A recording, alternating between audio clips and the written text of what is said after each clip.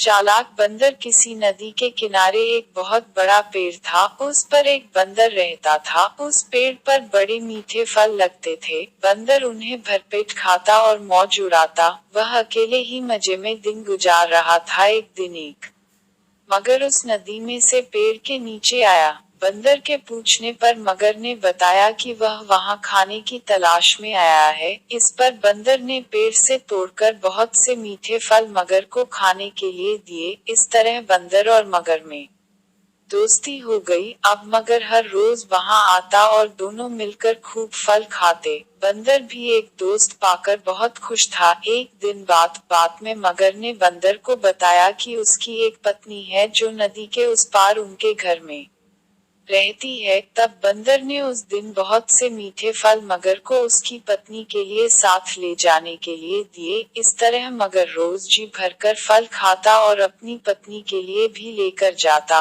मगर की पत्नी को फल खाना तो अच्छा लगता, पर पति का देर से घर लौटना पसंद नहीं था। एक दिन मगर की पत्नी ने मगर से कहा कि अगर वह बंदर रोज रोज इतने मीठे फल खाता है तो उसका कलेजा कितना मीठा होगा। मैं उसका कलेजा खाऊंगी। मगर ने उसे बहुत समझाया पर वह नहीं मानी। मगरमच्छ दावत के बहाने बंदर को अपनी पीठ पर बैठाकर अपने घर लाने लगा। नदी बीच में उसने बंदर को अपनी पत्नी की कलेजे वाली बात बता दी। इस पर बंदर ने कहा कि वो तो अपना कलेजा पेड़ पर ही छोड़ आया है। वह उसे हिफाजत से पेड़ पर रखता है, इसलिए उन्हें वापस जाकर कलेजा लाना पड़ेगा। मगर बंदर को वापस पेड़ के पास ले गया। बंदर छलांग मारकर पेड़ पर चढ़ गया। उसने हंसकर कहा कि जाओ मूर्ख राजा, घर जाओ और अपनी पत्नी से कहना कि तुम दुनिया के सबसे बड़े मूर्ख हो।